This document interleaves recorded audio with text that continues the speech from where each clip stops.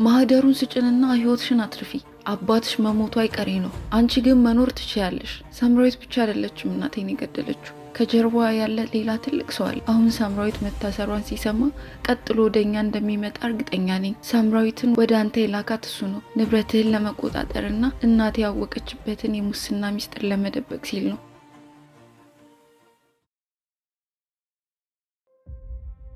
ፖሊሶቹ ክፍሉን ሲቆጣጠሩት ዮናስ ወዲያውኑ እጁን ሰጠ። እኔ ምንም አላውቅም፣ ሁሉንም ያቀደችው እሷ ናት እያለ መጮህ ጀመረ። ሳምራዊት ግን በዝምታ ተገረፈች። በካቴና ታስራ ከክፍሉ ስትወጣ ሊያም በክፋት አይን እያየቻት ገና አላበቃም ሊያ፣ የጀመርኩትን እጨርሳለሁ በማለት ስታወጣች ክፍሉ ዳግም ጭል ጭል በሚለው መብራትና በዝናቡ ድምጽ ተሞላ። አቶ አቤል ልጃቸውን ወደ አጠገባቸው ጠሯት። ሊያ ለምን ይህ ሁሉ ዘመን ጠፋሽ? ለምን ጥለሽኝ ሄድሽ? አሏት በእንባ። ሊያ አባቷ አጠገብ ተቀመጠች። አባባ፣ ያን ቀን እናቴ ከመሞቷ በፊት አንድ ማህደር ሰጥታኝ ነበር። ይህ ሚስጥር ካንቺ ጋር ቢቆይ ይሻላል፣ ምክንያቱም አባትሽ ላይ አደጋ ያመጣል ብላኝ ነበር።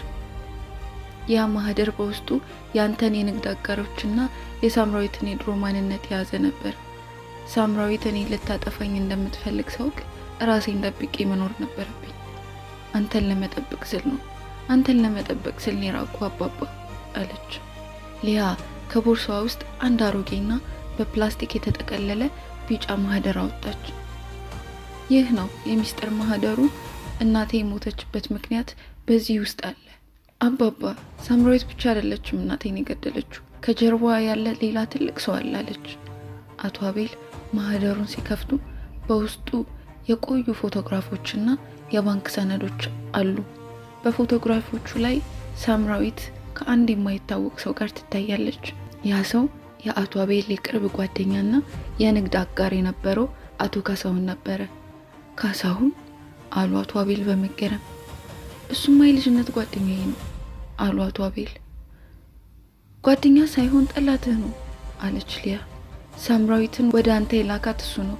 ንብረትህን ለመቆጣጠርና እናቴ ያወቀችበትን የሙስና ሚስጥር ለመደበቅ ሲል ነው።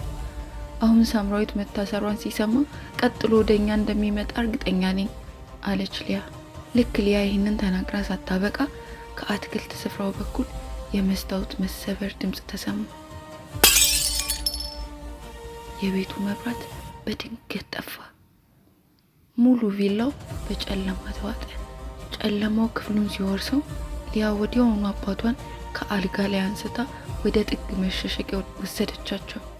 አባባ ድምፅህን አታሰማ አለችው። በእጇም ትንሽ ሽጉጥ አቀባበለች። ባለፉት 10 ዓመታት ሊያ ዝም ብላ አልኖረችም ነበር።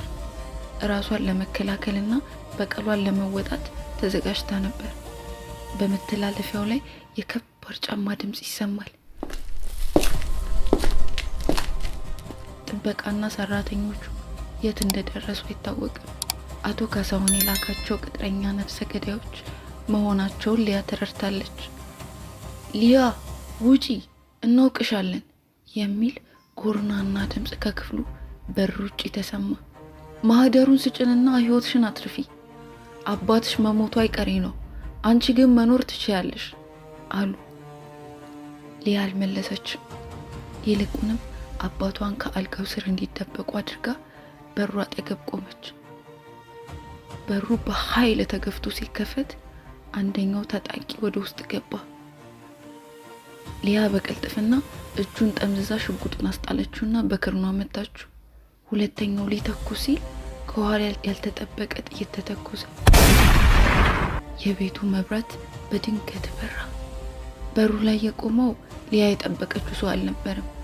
የፖሊስ መርማሪ ሳይሆን የአቶ አቤል ታማኝ ሾፌር የነበረው ለአመታት የጠፋው አረጋኸኝ ነበር። ሊያ እረፊ እንጂ አላት አረጋኸኝ ሽጉጡን እያወረደ። አረጋኸኝ አንተም በህይወት አለህ አለች ሊያ በደስታ።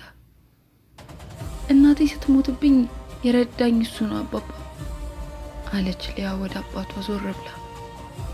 አረጋኸኝ ላለፉት አመታት መረጃ እንድሰበስብና ራሴ እንድጠብቅ ረድቶኛል። አረጋኸኝ ወደ አቶ አቤል ተጠጋ። ጌታዬ ይቅርታ አድርጉልኝ። እውነቱን ለመናገር ጊዜው አሁን ነው። አቶ ካሳሁን አሁን በፖሊስ ቁጥጥር ስር ውሏል። ሳምራዊት በሰጠችው ቃል መሰረት ሁሉንም ነገር ተናግራለች አለ።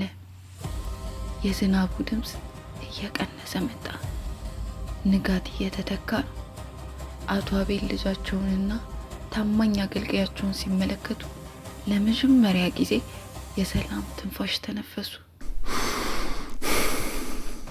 ሚስጥሩ ወጣ አሉ አቶ አቤል ማህደሩን እያዩ። ግን ከንብረቱ በላይ ልጄን በማግኘቴ ትልቁን ሀብት አገኘው አሉ። ሊያ አባቷን አቀፈች። አሁን ሁሉም ነገር አልቋል። ቤታችን ዳግም የሰላም ይሆናል አለች። ፀሐይ በአዲስ አበባ ተራሮች ላይ ብቅ ስትል የሚስጥር ማህደሩ ተዘግቶ አዲስ የህይወት ምዕራፍ ተከፈተ።